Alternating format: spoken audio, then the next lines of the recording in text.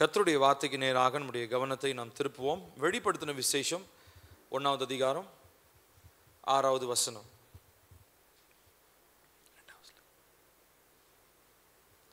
நம்ம எல்லாரும் சேர்ந்து வாசிக்கலாம். வசனம் நிறைய வசனம் சொல்ல போறேன். ஆகையினால ஸ்லைடில் நான் போட்டிருக்கேன். நீங்க எடுக்க முடியலன்னா தயவு செஞ்சு மார்க் பண்ணிக்கோங்க, அதை பார்த்து வாசிக்கலாம். சேர்ந்து வாசிப்போம். நம்மிடத்தில் அன்பு கூர்ந்து தமது இரத்தத்தினாலே நம்முடைய பாவங்களற நம்மை கழுவி தம்முடைய பிதாவாகிய தேவனுக்கு முன்பாக நம்மை ராஜாக்களும் ஆசாரியர்களும் ஆக்கின அவருக்கு மகிமையும் வல்லமையும் என்றென்றைக்கும் உண்டாயிருப்பதாக. ஆமென். கண்களை மூடி ஒரு நிமிஷம் ஜெபிக்கலாம்.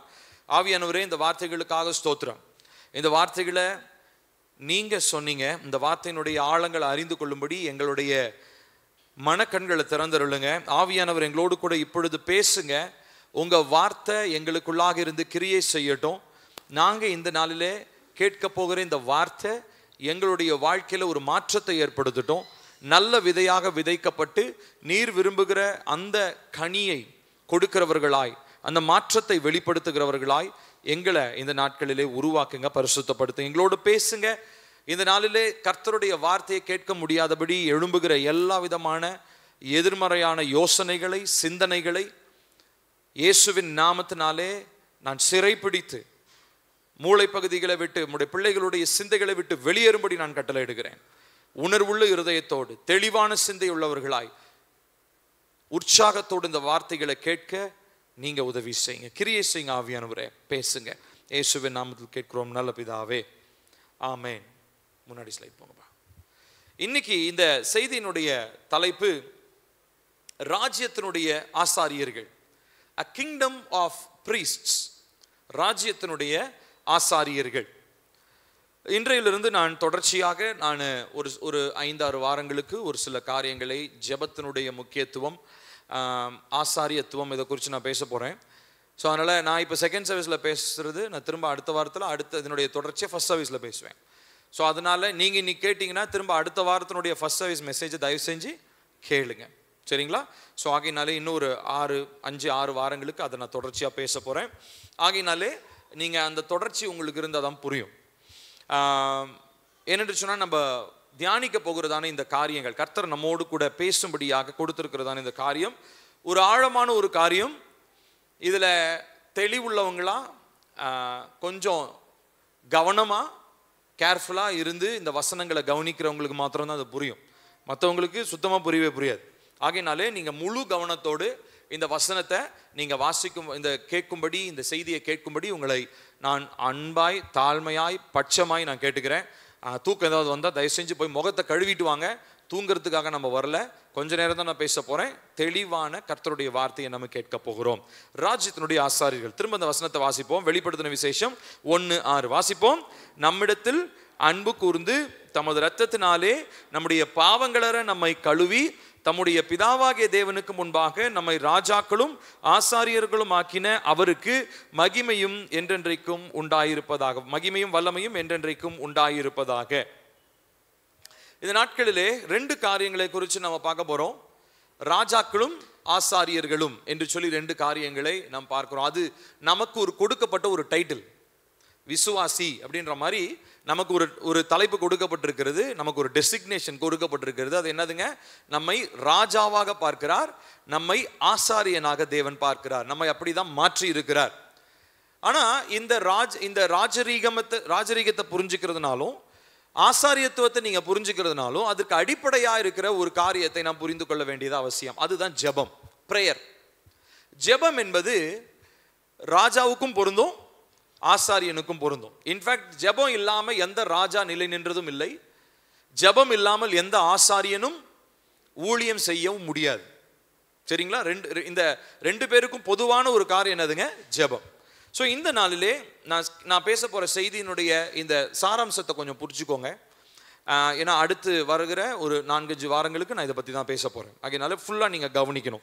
இந்த வாரத்தில் கவனிங்க, அடுத்த வாரத்துலையும் நீங்கள் அந்த மெசேஜை, நம்ம லைவ் லிங்க் இருக்கும், நம்ம யூடியூப், நம்ம வாட்ஸ்அப்பில் இருக்கும் இல்லைங்களா, அந்த ஃபஸ்ட்டு சர்வீஸ் மெசேஜை நீங்கள் கிளிக் பண்ணி நீங்கள் வீட்டில் கேளுங்க. இல்லை நீங்கள் அதை கேட்டுட்டு கூட நீங்கள் செகண்ட் சர்வீஸ்க்கு அடுத்த வாரத்தில் வரலாம்.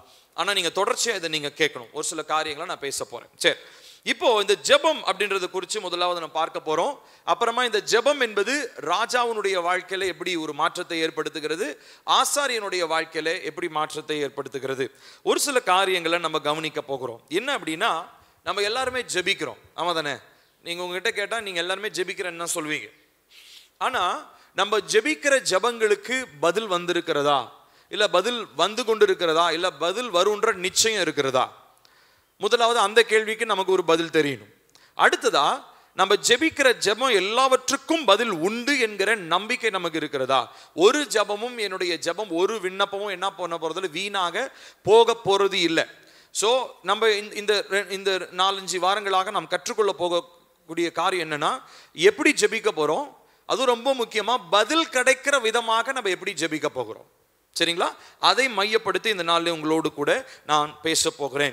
நிறைய நேரங்களிலே தேவனை குறித்து நமக்கு ஒரு எண்ணம் இருக்கு இல்லைங்களா? தேவனை குறித்து இருக்கிறதான ஒரு தோற்றம் அது எப்படி இருக்கும்னா, ரொம்ப ஒரு என்ன சொல்ற, ரொம்ப ஒரு ஸ்ட்ரிக்டான ஒரு நபரை போல. பொதுவாக பிதாவாகிய தேவனை ஒரு விபிஎஸ் இதில் வந்து தேவன், பிதாவாகிய தேவன் ஜீசஸை வரைஞ்சாச்சு, ஹோலி ஸ்பிரிட்டுக்கு ஒரு புறாவை வரைஞ்சு விட்டா ஹோலி ஸ்பிரிட் முடிஞ்சு போச்சு, ஜீசஸுக்கு ஒரு சிலுவையை வரைஞ்சு விட்டா முடிஞ்சு போச்சு. சரி, பிதாவை எப்படி வரைவாங்கன்னு சொல்லிட்டு ஒரு டீச்சர் டெஸ்ட் வச்சாங்களாம் சண்டே கிளாஸ் பிள்ளைங்களுக்கு. பிதா எப்படி இருப்பாருன்னு எல்லாம் நீங்கள் கற்பனை பண்ணுறீங்களோ அந்த மாதிரி வரைங்க.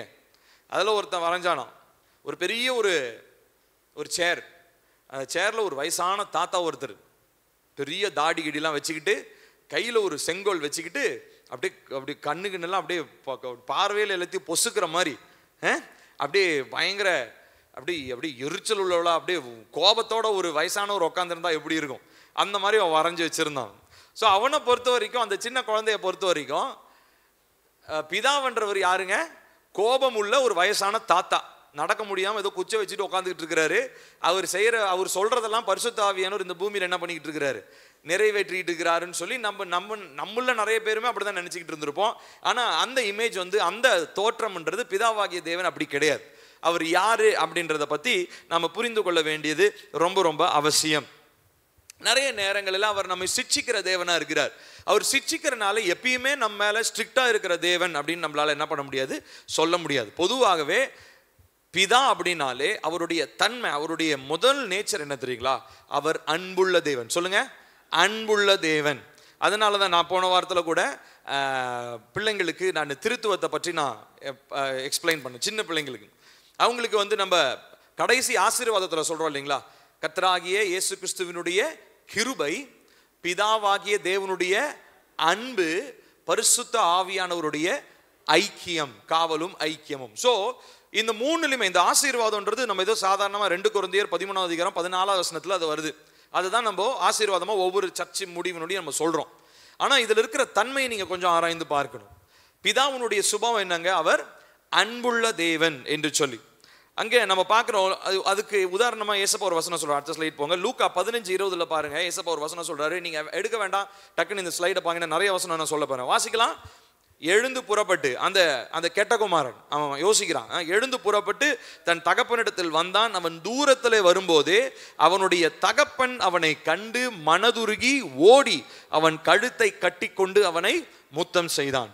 ஏமாத்திட்டு அப்பா கிட்ட இருந்து சொத்தெல்லாம் தூக்கிட்டு போனான். ஆனா திரும்ப வரும்பொழுது அவன் எதிர்பார்த்தான், எங்க அப்பா ரொம்ப கண்டிதமான மனுஷன், அவர்கிட்ட போய் நான் என்ன பண்ண போறேன், காலில் விழுந்துனாச்சும் உங்க பையனா ஏத்துக்கிறதுக்கு எனக்கு தகுதி இல்லை, வேலைக்காரனாச்சும் ஏத்துக்கோங்க அப்படின்னு அவன் யோசிச்சுட்டு போறான். ஆனா அங்க பிதா, அவங்க அப்பா எப்படி இருக்கிறாரு, அன்புள்ளவரா அவனை கட்டி பிடிச்சி அவன்கிட்ட வந்து அவனை முத்தம் கொடுக்கறத நம்ம பார்க்கிறோம். அவர் கண்டிப்பா ஒரு கேள்வி கேட்டிருப்பாரு, உங்க எங்கடா போன இவ்வளோ நாள், நீ இல்லாம நான் எவ்வளோ கஷ்டப்பட்டேன் தெரியுமா அப்படின்னு சொல்லி. ஒருவேளை அந்த அப்பாவுக்கு பணத்தின் மேலேயும் அவன் அழிச்சு போட்ட சொத்தின் மேலேயும் ஆசை இருந்ததுன்னா அவர் என்ன பண்ணியிருப்பாரு, அவன் ஊருக்குள்ளேயே வரக்கூடாது, இல்லைன்னா அவனை வேலைக்காரனா வச்சு அவன் என்னன்னாலாம் என் சொத்துல செலவழிச்சானோ அதெல்லாம் அவன்கிட்ட வேலை வாங்கி அதுக்கப்புறம் தான் அவனை வீட்டுக்குள்ள சேர்த்துக்குவேன் அப்படின்ட்டு. ஆனா இங்க நம்ம கவனிச்சோம் அப்படின்னு சொல்லி சொன்னா, இங்க ரொம்ப தெளிவாவே நமக்கு ஒரு வார்த்தை புரியுது. தேவன் அந்த காரியத்தை எதிர்பார்க்கல. தேவன் எதை நம்ம கிட்ட எதிர்பார்த்தாருங்களா? எதை எதிர்பார்க்கிறாரு? அன்பு.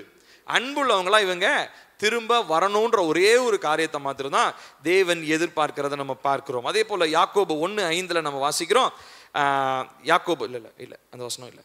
ஓகே, யாக்கோபு 1:5 நம்ம வாசிக்கிறோம் இல்லைங்களா? யாவருக்கும் சம்பூர்ணமாய் கொடுக்கிறவரும் ஒருவரையும் கடிந்து கொள்ளாதவருமாகிய தேவனிடத்தில் கேட்க. ஸோ ஆண்டவர்கிட்ட போய் ஒன்று கேட்டா, ஏய் இதெல்லாம் ஏன்டா கேட்குற, போடா உனக்கெல்லாம் தர மாட்டேன் அப்படின்லாம் என்ன பண்ண மாட்டாரு பிதாவாகிய தேவன் ஒரு நாளும் சொல்லுவது இல்லை. ஸோ அப்போ நம்ம ஜெபத்தில் நம்ம கேட்கிறத பெற்றுக்கொள்வோம் என்கிற நிச்சயம் நமக்கு இருக்கணும். ஹல்லேலூயா. ஏன் நமக்கு அந்த நிச்சயம் இருக்குது? ஏன்னா நம்ம ஆராதிக்கிறதான தேவன், நம்ம ஜெபத்துக்கு பதில் தருகிற தேவன் அன்புள்ளவர். சொல்லுங்க யாருங்க?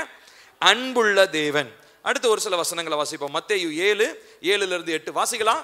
கேளுங்கள் அப்பொழுது உங்களுக்கு கொடுக்கப்படும். தெரிஞ்ச வசனம். தேடுங்கள் அப்பொழுது கண்டடைவீர்கள், தட்டுங்கள் அப்பொழுது உங்களுக்கு திறக்கப்படும். ஏனென்றால் கேட்கிறவன் எவனும் பெற்றுக்கொள்கிறான், தேடுகிறவன் கண்டடைகிறான், தட்டுகிறவனுக்கு திறக்கப்படும் என்று சொல்லி இன்னும் 2-3 வசனங்களை வாசிக்கிறோம். அடுத்த ஸ்லைட் போங்க. அடுத்தது பாருங்க, மத்தேயு 21:22. மேலும் நீங்கள் விசுவாசம் உள்ளவர்களாய் ஜெபத்திலே எவைகளை கேட்பீர்களோ அவைகளை எல்லாம் பெறுவீர்கள் என்றார். அடுத்த வசனம் மார்க் 11:24 சேர்ந்து வாசிப்போம். ஆதலால் நீங்கள் ஜெபம் பண்ணும்போது எவைகளை கேட்டுக்கொள்வீர்களோ அவைகளை பெற்றுக்கொள்வோம் என்று விசுவாசியுங்கள், அப்பொழுது அவைகள் உங்களுக்கு உண்டாகும் என்று சொல்லுகிறேன். அடுத்தது யோவான் 14:13-14. நீங்கள் என் நாமத்தினாலே எதை கேட்பீர்களோ குமாரனில் பிதா மகிமை அடையும்படிக்காக அதை செய்வேன். என் நாமத்தினாலே நீங்கள் எதை கேட்டாலும் அதை நான் செய்வேன். அடுத்தது, நீங்கள் என்னிலும் என் வார்த்தைகள் உங்களிலும் நிலைத்திருந்தால் நீங்கள் கேட்டுக்கொள்வது எதுவோ அது உங்களுக்கு செய்யப்படும். அடுத்த வசனம், இதுவரைக்கும் நீங்கள் என் நாமத்தினாலே ஒன்றும் கேட்கவில்லை, கேளுங்கள் அப்பொழுது உங்களுக்கு சந்தோஷம் நிறைவாய் இருக்கும்படி பெற்றுக்கொள்வீர்கள். 1 2 3 4 5 6 கிட்டத்தட்ட 6 வசனங்களை உங்களுக்கு நான் சொல்லியிருக்கிறேன். இந்த 6 வசனங்களிலுமே ஜபத்தை பத்தி சொல்றது மாத்திரம் இல்லை, ஜீசஸ் பிதாவினுடைய ஒரு தன்மையை வெளிப்படுத்துறார். என்ன அப்படின்னா, பிதாவினிடத்துல நீங்க ஒரு காரியத்தை கேட்கும் பொழுது அவர் உங்களுக்கு அந்த ஜெபத்திற்கு பதில் தரார். ஒருவேளை உங்களுடைய பார்வையெல்லாம் பார்க்கும்போது இப்ப எப்படி இருக்குன்னா, என்ன பில்லி நீ இப்படி சொல்ற, ஆனா நான் ஜெபம் பண்ணிட்டு தான் இருக்கிறேன், எனக்கு பதில் வரமாட்டேனுதே அப்படின்ற மாதிரி நீங்க பார்க்குறீங்க. உங்க பார்வையெல்லாம் எனக்கு புரியுது. ஆனா இப்போ அடுத்து நம்ம தொடர்ந்து ஒரு சில காரியங்களை நம்ம கேட்க போகிறோம். அடுத்து ஒரு சில வாரங்களுக்கு கொஞ்சம் கவனத்தோட நம்ம தியானிக்க போற வசனங்களை நீங்க வீட்டிலையும் போய் படிச்சு கொஞ்சம் உங்களுடைய ஜெப வாழ்க்கை, நம்மளுடைய பிரேயர் மெத்தட்ஸ்லாம் நம்ம என்ன பண்ணிக்க போறோம், சரி செஞ்சுக்க போறோம். அதுக்கப்புறம் பாருங்க நீங்க பண்ற ஒவ்வொரு ஜெபத்திற்கும் கர்த்தர் எப்படி பதில் தராருன்னு சொல்லி. ஹல்லேலூயா. நம்ம ஜெபத்துக்கு பதில் வரலன்னா பிரச்சனை ஜெபத்திலையும் கிடையாது, பிரச்சனை தேவனிடத்துலையும் கிடையாது, பிரச்சனை நம்ம இடத்துல தான் இருந்திருக்குது. ஏன்னா அவருடைய சுபாவத்துல அன்பு அப்படின்றதுல அவர் ஒரு நாள் என்ன ஆக மாட்டார், மாற மாட்டார். திடீர்னு ஒரு நாள் அன்புள்ளவரா, திடீர்னு இன்னொரு நாள் அன்பு இல்லாதவரா அப்படிலாம் அவர் மாற மாட்டார். அவர் மாறாத தேவன். ஆனா நம்மளுடைய சுபாவம் தான் என்ன ஆகிட்டே இருக்குதுங்க, மாறிக்கொண்டே இருக்கிறது. அப்போ நம்ம ஜெபங்களுக்கு இன்னும் பதில் வரலன்னா ஜெபம் செய்கிற விதங்களிலே ஏதோ கொஞ்சம் தவறு இருக்குது. அதை தான் இந்த வருகிற நாட்களிலே நாம் ஆராய்ந்து பார்க்க போகிறோம். ஸோ வானத்தையும் பூமியும் உண்டாக்கினதான தேவன், அவர் சகலவற்றையும் உருவாக்கினவர், நம்முடைய ஜெபத்தை கேட்கும்படி ஐயோ என் பிள்ளை என்னை பார்த்து ஏதாவது ஒரு விஷயம் கேட்க மாட்டானான்னு சொல்லி அவர் காத்து கொண்டிருக்கிற தகப்பன். ஹல்லேலூயா. நான் சொல்றது புரியுதுங்களா? அதாவதுங்க, இப்போ உங்க பிள்ளை உங்ககிட்ட வந்து நைன்னு ஒரு விஷயத்த சொன்னா உங்களுக்கு கொஞ்ச நேரம் கழிச்சு என்ன ஆயிடும், கோபம் வரும். அது தேவையாவே இருந்தாலும் உங்களுக்கு என்ன, நான் தான் வாங்கி தரேன்னு சொல்றேன்ல, வாங்கி மூடிட்டு அமைதலாரு அப்படின்னு. ஆனா நம்முடைய தேவன் இருக்காரு இல்லைங்களா, ஒரு நாளும் ஒரு விஷயத்தை நம்ம திரும்ப திரும்ப கேட்கும் போது அவர் நம்ம கிட்ட என்ன பண்ண மாட்டாரு, கோவப்படவே மாட்டார். ஒரு விஷயம் நம்ம வாழ்க்கையில நடக்கிற வரைக்கும் நம்ம கிட்ட கேட்கிறோம் இல்லைங்களா, ஒரு நாளும் அவருக்கு என்ன வரப்போறதே இல்லை, கோபம் வந்து போடா நான் தரேன்னு சொல்றேன்ல அப்படின்லாம் அவரு என்ன பண்ண மாட்டார். ஒரு நாளும் நம்மளை வந்து அவரு கடிந்து கொள்ளாத தேவன். கடிந்து கொள்வார், ஆனா அந்த கடிந்து கொள்ளுதல் வேற, அந்த சிச்சைன்றது வேற. ஆனா நம்ம ஜெபிக்கிற ஜெபத்திற்கு கோபப்பட்டு ஒரு நாள் என்னன்னு சொல்ல மாட்டாரு, நான் பதில் தர மாட்டேன் அப்படின்னு சொல்ல மாட்டார். ஏன்னா நம்மளுடைய தேவன் அவர் வல்லமையுடைய தேவன். அவர் எல்லாவற்றையும் படைச்சிருந்தாலும் அவர் அவருடைய கண்ணெல்லாம் எங்க திரும்ப நோக்கமா இருக்குது, ஆமா இந்த பூமியில யோசிச்சு பாருங்க, அவர் எவ்வளோலாம் படைச்சார். அண்ட சராசரம், எத்தனை யூனிவர்ஸ், எத்தனை பால்வெளி இருக்குது, அது இதுன்னு மில்கி வே கேலக்சின்னு என்னென்னலாம் சொல்றோம். பல நட்சத்திரங்கள் இருக்கிறது, பல கோள்கள் இருக்கிறது. இதெல்லாம் விட்டுட்டு சின்ன உலகத்துல அதை கம்பேர் பண்ணும்போது உலகம் சின்னதுதான். சின்ன உலகத்துல, அந்த உலகத்துல பொருட்டே இல்லாம இருக்கிற நீங்களும் நானும் ஏறெடுக்கிற ஜெபத்தை அவர் என்ன பண்றாரா? கவனித்து கேட்கிற தகப்பனாக இருக்கிறார். எத்தனை நல்ல தகப்பன் பாருங்களேன். ஹல்லேலூயா, ஆமென். சரி, இப்போ நம்ம என்ன பண்ண போறோம் அப்படின்னு சொல்லி சொன்னா, இப்போ பிரேயர் அப்படின்றதுனா என்னன்னு புரிஞ்சுக்கிட்டோம். யாருக்கிட்ட ப்ரே பண்றோம்னு நமக்கு தெரிஞ்சிருச்சு. இப்போ நமக்கு இந்த பிரேயர்ல நமக்கு ஜீசஸ் அப்படின்றவர் தான் இந்த பூமியில சிறந்த ஒரு மாதிரியா இருந்தார். இந்த பூமியில இருந்தப்போ அவர் மாதிரி பிரேயர் பண்ணவங்க யாருமே கிடையாது. சரிங்களா? மற்றவங்களாம் பயங்கரமா பிரேயர் பண்ணிக்கலாம். ஆனால் 3.5 வருஷத்துல அவர் பண்ண பிரேயர் மாதிரி ஒரு எஃபெக்டிவான, ஒரு பிரயோஜனமான, ஒரு வல்லமையான ஒரு ஜெபம் வந்து யாருமே செஞ்சிருக்க முடியாது என்று சொல்லி நம்மளால பார்க்க முடியும். இப்போ ஜீசஸை பத்தி பார்க்கும்போது ஜீசஸுடைய காரியங்களாக நம்ம ஒரு காரியத்தை வாசிக்கலாம். தீர்க்க தரிசனத்துல ஏசாயா 53:12 வாசிங்க. அவர் தம்முடைய ஆத்துமாவை மரணத்தில் ஊற்றி அக்கிரமக்காரரில் ஒருவராக எண்ணப்பட்டு அநேகருடைய பாவத்தை தாமே சுமந்து அக்கிரமக்காரருக்காக வேண்டிக் கொண்டது நிமித்தம் அநேகரை அவருக்கு பங்காக கொடுப்பேன், பலவான்களை அவர் தமக்கு கொள்ளையாக பங்கிட்டு கொள்வார். இது இயேசு கிறிஸ்துவை பற்றி ஏசாயாவின் மூலமாக உரைக்கப்பட்ட ஒரு தீர்க்க தரிசனம். இதுல நாம் 4 காரியங்களை பார்க்கிறோம். ஜீசஸ் என்ன பண்றாரா? முதலாவது பாருங்க, அவர் ஆத்துமாவை மரணத்தில் ஊற்றுகிறார். சோ அவருடைய ஆத்துமா மரண வேதனை பட வேண்டும் என்பதற்காகவே இப்ப நீங்களும் நானும் வாழும்படியாக உருவாக்கப்பட்டவங்க ஒரு குறிப்பிட்ட காலம். ஆனா அவர் எதற்காக தான் வந்தார்? இந்த பூமியில வந்தது எதுக்காக தான்? மரிக்கிறதுக்காக, நமக்காக ஜீவன், அவருடைய ஆத்துமாவை எனக்காக மரணத்தில் ஊற்றும்படியாக வந்தார். முதல் விஷயம். அடுத்து 2வது என்ன பண்றாருங்களா? அக்கிரமக்காரரில் ஒருவராக அவர் எண்ணப்படுகிறார். சோ 2 கல்லர்களுக்கு மத்தியில தான் அவரை அடிச்சாங்க. அந்த காலகட்டத்தில் அந்த 3 சிலுவையில பார்த்தவங்க ஜீசஸ் நடுவில் ஸ்பெஷல்னு சொல்லியிருக்க மாட்டாங்க.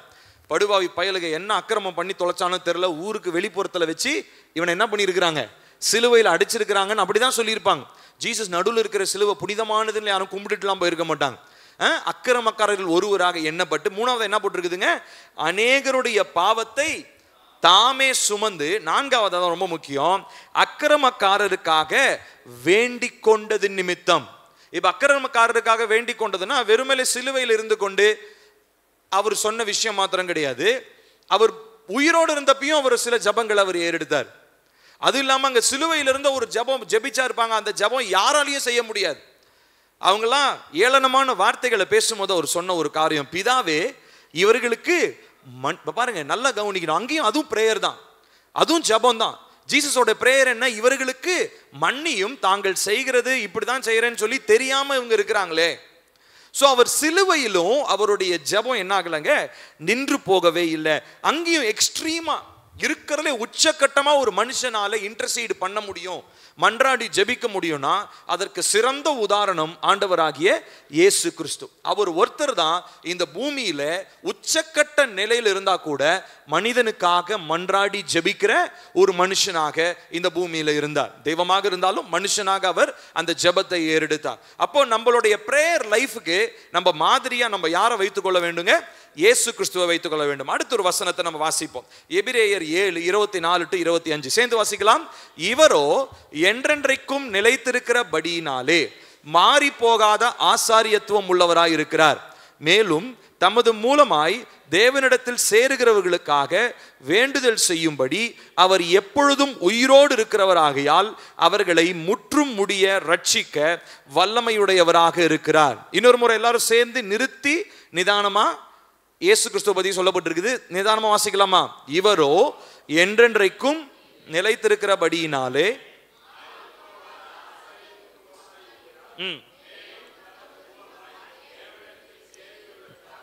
வேண்டுதல் செய்யும்படி உயிரோடு இருக்கிறவராகையால் அவர்களை முற்றும் முடிய ரட்சிக்க வல்லவருமாயும் இருக்கிறார். சரி, ஓகே, கவனிப்போம். இப்போ ஜீசஸோடைய காலகட்டங்களை எடுத்துக்கொள்வோம். அவர் வானம் பூமி உண்டாக்குறதுக்கு முன்னாடி இருந்து அவர் இருக்கிறார். ஏன்னா அவருக்கு தொடக்கமும் இல்லை முடிவும் இல்லை. சரி, அவர் மனுஷனை பிறந்ததுலேருந்து நம்ம எடுத்துக்கொள்வோம். சரிங்களா? மனுஷனை பிறந்ததுல நல்லா கவனிங்க, எல்லாரும் என்ன பாருங்க. மனுஷனை பிறந்ததுல இருந்து அவர் பிறந்து எத்தனை வருஷம் அவங்க குடும்பத்தோடு இருந்தாரு? 30 வருஷம் இருந்தார். 30 வருஷம் நல்ல ஒரு பெர்ஃபெக்டான ஒரு ஃபேமிலி, நல்ல அம்மா அப்பா, சிறு பிராயத்தில் நல்ல வளர்ப்பில் அவங்க அம்மா அப்பா நல்லா வளர்த்துருப்பாங்க. அதுக்கப்புறம் இவரும் நம்ம வசனத்தில் வாசிக்கிறோம், அவர் தேவனுடைய ஞானத்திலும் மனுஷருக்கேற்ற மனுஷர் கண்களை தயவுல அவர் என்ன இருந்தாருங்க, அவர் விருத்தி அடைந்தார், வளர்ந்தார் அப்படின்னு சொல்லி வாசிக்கிறோம். ஸோ அவருடைய சைல்ட்ஹுட் டேஸோ அவருடைய டீனேஜோ அவருடைய யூத்லையோ அவர் ரொம்ப பர்ஃபெக்டான ஒரு லைஃபை வாழ்ந்துருக்கிறார். சரி, ஏன்னா அவர் தெய்வமாச்சே, கண்டிப்பாக அப்படி தான் இருக்கணும். அடுத்ததா 30 வருஷம் முடிஞ்சு அடுத்து எத்தனை வருஷம் ஊழியம் செஞ்சாருங்க? 3.5 வருஷம். இந்த 3.5 வருஷத்துலையும் பரலோக ராஜ்யத்தை குறித்த பிரசங்கத்தை பிரதானமாக பண்ணார். செத்து போனவங்களை உயிரோடு எழுப்பினார். அற்புத அடையாளங்கள் செய்யறதுக்காக வரல, எல்லாரும் அவரை நம்பணுன்றதுக்காக அற்புத அடையாளங்களை அவர் செஞ்சார். சரிங்களா? மற்றபடி அற்புத அடையாளங்களை செய்யறது ஏசப்பாவுடைய நோக்கம் கிடையாது. பரலோக ராஜ்யத்தினுடைய சுவிசேஷத்தை சொல்றது தான் அவருடைய நோக்கம். பூமியில வந்து பாவிகளை ரட்சிக்கிறதுக்காக தான் வந்தார். சரி, அற்புத அடையாளங்களை செஞ்சார். 3.5 வருஷம் அவருடைய மினிஸ்ட்ரி முடிஞ்சிருச்சு. அங்கேயும் இந்த 3.5 வருஷத்துலையும் அவர் ஜெபம் பண்ணார்.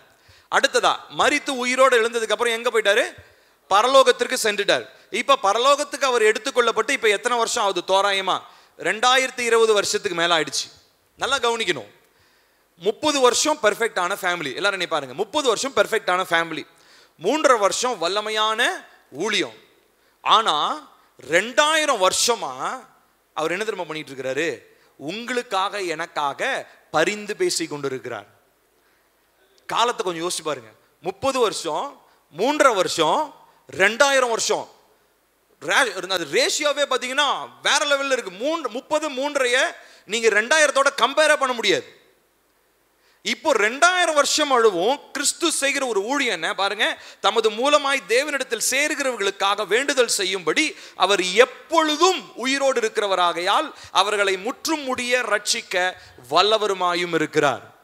அப்போ இந்த நாளிலே நாம் புரிந்து கொள்ள வேண்டியது, ஆண்டவராகிய இயேசு கிறிஸ்துவினுடைய மன்றாட்டின் ஊழியம். அவர் இந்த பூமியில் இருக்கும்போது ஒரு பெர்ஃபெக்ட் மன்றாட்டு வீரனா இருந்தார். அது மாத்திரம் இல்லாம இப்ப பரலோகத்துக்கு போனது, என் வேலையெல்லாம் முடிச்சுட்டேன், அவனுங்க வந்தா வரட்டும், வராட்டி நாசமா போறானுங்க அப்படின்னு பாட்டுக்கு அவர் ஜாலியா பரலோகத்துல உட்கார்ந்து இருக்கலாம் இல்லையா? ஆனா என்ன பண்றாருங்களா, மேல இருந்து எனக்காக, பில்லிக்காக, பிரவீனுக்காக, ஜீவனுக்காக என்ன பண்ணிக்கிட்டே இருக்கிறாரு? பரிந்து பேசிக்கிட்டே இருக்கிறாரு. நேற்று இந்த செய்தியை நான் ஒரு வாரம் முன்னாடியே எனக்கு கர்த்தர் அந்த எண்ணத்தை கொடுத்தாரு. ஆனால் நேற்று தான் நான் நோட்ஸ் எடுத்துட்டு இருந்தேன். இந்த நோட்ஸ் எடுத்துட்டு இந்த வசனத்தை படிக்கும் போது எனக்கு அப்படியே அழுக என்னால் தாங்க முடியல. ஏன்னா அப்படியே தேம்பி அழுதேன். ஏசப்பா, எனக்காக எவ்வளோ நீங்க மன்றாடி இருக்கிறீங்க. யோசிச்சு பாருங்க, 2000 வருஷமா அவரை நம்புற ஒவ்வொருவருக்காக அவர் என்ன பண்ணிட்டு இருக்கிறாரு? மன்றாடி ஜெபிக்கிறார். என்னத்துக்காக? ஏன்னா பிதாவானவர் அன்புள்ளவர் தான். ஆனா இயேசுவை நம்பினதுக்கு அப்புறம் நான் திரும்ப பாவம் செய்யும் போது அந்த அன்பு அவர்கிட்ட எதிர்பார்க்க முடியாது. அவர் பரிசுத்தத்தை விரும்புகிற தேவன். ஆனா கிறிஸ்து மூலமா நம்ம போறனால நமக்கு என்ன கிடைக்குது? ஒரு சேஃப்டி நமக்கு கிடைக்குது. நம்ம ஒரு கேடகத்தை பிடிச்ச மாதிரி அவருடைய வருகிற அந்த ஹீட்டை வந்து ஜீசஸ் பேர் பண்ணிக்கிறாரு. அவர் நம்ம மேல வர வேண்டிய மொத்த கோபாக்கினையை யார் ஏற்றுக்கொண்டார்? ஆண்டவராகிய இயேசு கிறிஸ்து சிலுவையில் ஏற்றுக்கொண்டார். அப்போ மொத்தத்தையும் எனக்கு வேற வர வேண்டிய மொத்த ஆக்கினை தீர்ப்பையும் அவர் ஏற்றுக்கொண்டதுனால எனக்கு ஆக்கினை தீர்ப்பை ஏற்றுக்கொண்டது மாத்திரம் இல்லை, இப்ப எனக்காக என்ன பண்ணிட்டு இருக்கிறாரு? ஜெபித்து கொண்டு இருக்கிறார், எனக்காக மன்றாடி கொண்டு இருக்கிறார் என்றதை நாம் மறந்து விடக்கூடாது. So the ministry of intercession, மன்றாடுகிற அந்த ஒரு ஜெபம், அந்த மன்றாட்டு ஊழியம் அப்படின்றது இது கர்த்தரால் உண்டான ஒரு சிலருக்கு தான் அது உண்டாகும். எல்லாருக்கெல்லாம் மன்றாட நான் சொன்னேன் இல்லைங்களா? நிறைய பேர் பார்த்தீங்கன்னா அழுது ஜெபம் பண்ணுவாங்க. எனக்கெல்லாம் அழுகையே வராது முதல்லாம். அப்போ கர்த்தர் ஒரு சிலருக்கு அந்த பாரத்தை கொடுக்கும் போது தான் அவங்களுக்கு என்ன வரும்? அழுது. நிறைய பேர் சொல்லுவாங்க அழுது ஜெபம் பண்ணு. அழுது எப்படா அழுகிறது? எனக்கு அழுக வந்தாதானடா நான் அழுகிறது. நிறைய பேர் சொல்லுவாங்க அழுது ஜெபம் பண்ணு. எனக்கு அழுக வராது. ஆனால் ஒரு சில காரியங்களுக்காக நான் அழுது இருக்கிறேன். அப்போ நமக்கு எதற்காக பாரம் இருக்குதோ அந்த காரியத்தில் நமக்கு ஒரு அழுக வரும். கர்த்தர் நம்மளை ஜெபிக்க வைப்பார். சரி, அப்போ இந்த மன்றாட்டை பத்தி நம்ம புரிஞ்சுக்கணும். ஜீசஸ் ஒரு பெர்ஃபெக்டான ஒரு நேர்த்தியான மன்றாட்டு ஜெப வீரனாக 3.5 வருஷம் வல்லமையா ஊழியம் செய்தது மாத்திரம் இல்லை, 2000 வருஷமா அந்த ஊழியத்தை என்ன பண்ணிட்டு இருக்கிறார்? இன்னும் நிறைவேற்றி கொண்டிருக்கிறார். இன்னும் ஒரு சில வசனங்களை படிச்சு ஜீசஸ் கிட்ட இருந்து அந்த பிரேயர் லைஃபை நம்ம அடுத்து கற்றுக்கொள்ள போகிறோம். அடுத்தது போங்கப்பா, எபிரேயர் 6, அதே தான் எபிரேயர் 6 19 7வது அதிகாரம் 1ஆம் வசனம் சேர்ந்து வாசிப்போம். அந்த நம்பிக்கை நமக்கு நிலையும் உறுதியும் திரைக்குள்ள போகிறதுமான ஆத்தும நங்கூரமாய் இருக்கிறது. நமக்கு முன்னோடினவராகிய இயேசு மெல்கிசேதேக்கின் முறைமையின்படி நித்திய பிரதான ஆசாரியராய் நமக்காக அந்த திரைக்குள் பிரவேசித்தார். அடுத்தது, இந்த மெல்கிசேதேக்கு சாலேமின் ராஜாவும் உன்னதமான தேவனுடைய ஆசாரியனுமாயிருந்தான். ராஜாக்களை முறியடித்து வந்த ஆபிரகாமுக்கு இவன் எதிர்கொண்டு போய் அவனை ஆசீர்வதித்தான். இப்ப நல்லா கவனிக்கணும். முன்னாடி வசனம் போங்கப்பா. இங்க நம்ம வாசிக்கிறோம், இவரு எங்க இருக்கிறாருங்களா? திரைக்குள்ள பிரவேசித்து, ஆத்தும நங்கூரமா இருக்கு. நமக்கு முன்னோடினவராகிய இயேசு மெல்கிசேதேக்கின் முறைமையின்படி நித்திய பிரதான ஆசாரியராய் நமக்காக அந்த திரைக்குள் பிரவேசித்திருக்கிறார். சரி, என்ன திரை? எல்லாரும் கவனிங்க. எல்லாரும் என்னை பாருங்க, ஒரு நிமிஷம். எல்லாரும் என்னை பாருங்க. திரைக்குள்ள அவர் பிரவேசிச்சார். என்ன திரைக்குள்ள பிரவேசிச்சாரு? பழைய ஏற்பாட்டினுடைய ஆலயம் எப்படி இருந்ததுங்க? பெரிய ஒரு ஆலயத்தை கர்த்தர் கட்ட சொல்லியிருந்தாரு சாலமோன் கிட்ட. அதனுடைய அமைப்பு ஆசரிப்பு கூடாரத்துல இருந்தே வந்துச்சு. பட் சாலமோன் தான் ஆலயத்தை கட்டினார். இப்போ முதல்ல அந்த பரிசுத்த ஸ்தலத்துல அங்க ஒரு ஸ்கிரீன் இருக்கும். அந்த ஸ்கிரீனை திறந்து தான் பரிசுத்த ஸ்தலத்துக்குள்ள போவாங்க. அதை தாண்டி இன்னொரு ஸ்கிரீன் ஒன்று இருக்கும். அந்த ஸ்கிரீனை தாண்டி போனால் அது பேர் என்னதுங்க? மகா பரிசுத்த ஸ்தலம்னு சொல்றோம். இப்போ மகா பரிசுத்த ஸ்தலத்துக்குள்ள யார் போவாங்க? மற்ற இடத்துக்கு ஆசாரியர் போகலாம். ஆனா மகா பரிசுத்த ஸ்தலத்துக்குள்ள யார் போவாங்க? பிரதான ஆசாரியர் போவார். இப்போ இதை ஒப்பிட்டு இந்த எபிரேயர் எழுதினதான அப்போஸ்தலர் சொல்றாரு, ஜீசஸ் நமக்காக என்ன பண்றாரு? திரைக்குள் பிரவேசித்தார் அப்படின்னு சொல்லி சொல்றாரு. இப்போ இதுல ரெண்டு திரையை பார்க்கிறோம். ஒன்னு பரிசுத்த ஸ்தலத்திற்குள் நுழைந்ததான முதல் திரை, ஆசரிப்பு கூடாரத்துக்குள்ள என்ட்ரி. அடுத்ததா மகா பரிசுத்த ஸ்தலத்துக்குள் நுழைந்ததான ரெண்டாவது திரை. ரெண்டு திரைகள் இருக்கிறது, சரிங்களா? இதை தாண்டி வெளியில வெளிப்பிரகாரம்னு ஒன்று இருக்கும், அப்புறம் உட்பிரகாரம்னு ஒன்று இருக்கும், சரிங்களா? இதை தாண்டி ஆக்சுவல் அந்த ஆசரிப்பு கூடாரம், ஆக்சுவல் கோவில், அந்த ஆலயம் அப்படின்னும் போது அங்க பாத்தீங்கன்னா பரிசுத்த ஸ்தலம், மகா பரிசுத்த ஸ்தலம். இப்போ ரெண்டுக்குமே என்ன இருக்குதுங்க? ஸ்கிரீன் இருக்கு. நல்லா கவனிக்கணும். நம்ம பிரேயர் பண்றதுக்கு இது ரொம்ப முக்கியம், இந்த புரிதல். இது என்னமோ புதுசாக ஏதோ அது சொல்றாரு, என்ன சொல்றது ஒன்றும் புரியலன்னு நினைக்காதீங்க. தயவு செஞ்சு நான் சொல்றதை நல்லா புரிஞ்சுக்கோங்க. நம்ம இதை புரிஞ்சுக்கிட்டோம்னா தான் நம்மளுடைய பிரேயர் லைஃப்ல பதில் கிடைக்கிற மாதிரி நம்மளால ஜெபிக்க முடியும், சரியா? சரி, இப்போ என்ன நடக்குது? ஜீசஸ் என்ன பண்றாருங்களா? திரைக்குள் பிரவேசித்தார். எந்த திரைக்குள் பிரவேசித்தார்? ரெண்டாவதா இருக்கிற மகா பரிசுத்த திரைக்குள்ள அவரு பிரவேசிக்கிறார். ஏன் மகா பரிசுத்த ஸ்தலத்துக்குள் பிரவேசிக்கிறார்? அங்க என்ன இருக்குது? கர்த்தருடைய பிரசன்னம் அங்கே இருக்கிறது. பிதாவாகிய தேவன் வீற்றிருக்கிற சிங்காசனம் அங்கே இருக்கிறது. கீழே பூமி அதனுடைய நிழலாட்டமா இருந்த ஆசரிப்பு கூடாரமோ இல்ல தேவாலயமோ அங்க என்ன இருந்துச்சு? உடன்படிக்கை பெட்டி இருந்துச்சு. ஆனா இப்போ மகா பரிசுத்த ஸ்தலம்ன்றது எதை குறிக்குது? பிதாவாகிய தேவன் உட்கார்ந்து இருக்கிற அவருடைய சிங்காசனத்தை குறிக்குது. புரியுதுங்களா? அதுக்கு முன்னாடி ஒரு ஸ்கிரீன் ஒன்று இருக்கு. இப்போ இந்த ஸ்கிரீனை தாண்டி தான் ஜீசஸ் போய் என்ன பண்றாரு? பிதா கிட்ட போய் பிரேயர் பண்றாரு. ஆனா இப்போ நம்மலாம் என்ன, இப்போ நம்ம என்ன பண்றோம்? ஃபர்ஸ்ட் ஸ்கிரீனை தாண்டி வரோம். நல்லா கவனிக்கணும். ஃபர்ஸ்ட் ஸ்கிரீனை தாண்டி வரும். இந்த முதல் ஸ்கிரீன்ன்றது என்ன அப்படின்னா, அவருடைய உயிர்த்தெழுதலோடு இணைக்கப்பட்டவர்கள் தான் இந்த முதல் திரைக்குள் பிரவேசிக்க முடியும். கவனிக்கணும்.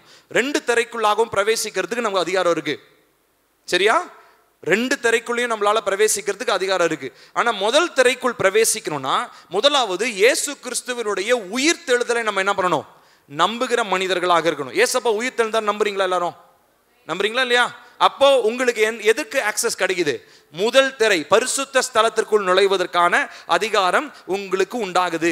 இங்கதான் என்ன நடக்குது அப்படின்னா, சபையினுடைய பக்தி விருத்திக்காக கர்த்தர் கொடுக்கிறதான 5 வகை ஊழியங்கள், 5-fold ministries சொல்றோம் இல்லைங்களா?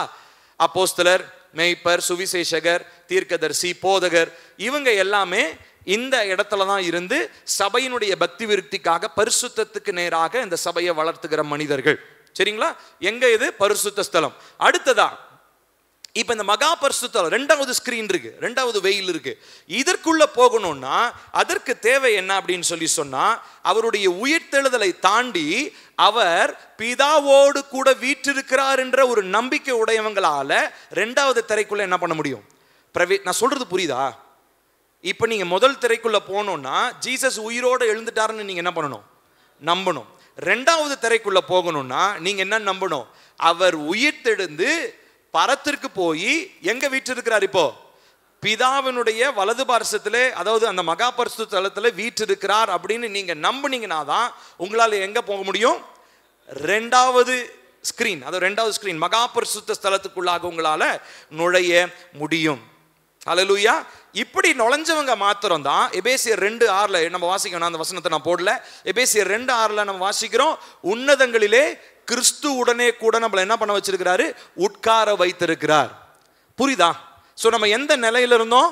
கீழே இருந்து என்னை யாராவது பார்க்க மாட்டாங்களா? தம்பி பிரவீன் கூட சொல்லிட்டு இருந்தார் சங்கீதத்துல, அந்த அம்மா யாருமே கண்டுக்காம யாராவது பார்க்க மாட்டாங்களா அப்படின்ற ஒரு பரிதாப நிலையில இருந்தாங்க. அப்படிப்பட்ட நம்மள என்ன பண்ணாரு? கழுவி தெரிந்தெடுத்து கிருபையினாலே ரட்சித்து கொண்டு வந்து அவர் அந்த ஸ்கிரீன் முன்னாடி வச்சார். இப்ப ஸ்கிரீனுக்குள்ள நுழையணும்னா முதலாவது எனக்கு என்ன நம்பிக்கை வேணும்? அவர் உயிர் தெழுந்தார். First entry. அடுத்தது ரெண்டாவது என்ட்ரி எங்க? அவர் மரித்தார், உயிர் தெழுந்தார். இப்ப எங்க இருக்கிறாரு? பிதாவின் வலது பார்சத்திலே வீற்றிருக்கிறார் என்ற ரெண்டாவது நம்பிக்கை தான். ரெண்டாவது ஸ்கிரீனுக்குள்ள எனக்கு என்ன கிடைக்குது? ஒரு அதிகாரம், ஒரு நுழைவு கிடைக்குது. இப்ப நான் ரெண்டாவது ஸ்கிரீனுக்குள்ள நுழைஞ்ச உடனே எனக்கு என்ன ஆக்சஸ் கொடுக்கிறார் ஆண்டவர்? அவரோடு கூட உன்னதங்களிலே பக்கத்துல உட்கார்றதுக்கு எனக்கு என்ன கொடுக்கிறாரு? அதிகாரம் கொடுக்கிறாரு. அப்போ உங்களுடைய ஜெபம் இப்ப எப்படி இருக்கணும் ஃபர்ஸ்ட் புரிஞ்சுக்கோங்க. இதுக்கு முன்னாடி உங்களுடைய ஜெபம் எப்படி இருந்துச்சு? கீழ இருந்து மேல நோக்கி கதறிக்கிட்டு இருந்தீங்க. கீழ இருந்து மேல நோக்கி கூப்பிட்டுக்கிட்டு கூப்பாடு போட்டுக்கிட்டு இருந்தோம். ஆனா இதை நீங்க புரிஞ்சுக்கிட்டீங்கன்னா உங்க பிரேயர் எப்படி தெரியுமா இருக்கும்? இப்படி இருக்கும். எப்படி? பக்கத்துல ஒருத்தர் உட்கார்ந்து பேசுற மாதிரி இருக்கும். நான் சொல்றது புரியுதா? ஜெபத்தினுடைய புரிதல் நமக்கு இப்படிதான் இருக்கணும். ஜெபம்னா என்னது? இங்க இருந்து இப்படி அப்படியே அண்ணாந்து பார்த்து ஏதாவது ஒன்று பிச்சை போட மாட்டீங்களா? அப்படி இல்லை. ஏன்னா நம்ம இயேசு கிறிஸ்து உயிர் தெழுந்தார், இயேசு கிறிஸ்து எனக்காக பரிந்து பேசுகிறார் என்ற நம்பிக்கை இருக்கிறதுனால அவரோடு கூட உன்னதங்களிலே அவருக்கு பக்கத்துல நான் உட்கார்ந்து இருக்கிறனால என்னுடைய பிரேயர் இப்படி இல்லை. என்னுடைய பிரேயர் எப்படி இருக்கு? பக்கத்துல அவர் உட்கார்ந்து இருக்கனால நான் இப்படி பேச. அப்போ எனக்கு என்னுடைய ஜெபத்துல என்ன இருக்கும் தெரியுமா? ஒரு தைரியம் இருக்கும், ஒரு கான்ஃபிடன்ஸ் இருக்கும். நான் பண்ற ஜெபத்துல எனக்கு ஒரு உங்க ஜெபத்துக்கெல்லாம் பதில் வராது. காரணம் என்ன தெரியுமா? இதுதான், தைரியமே இல்லை. உங்க ஜெபத்துல ஒரு அதிகாரம் இல்லை.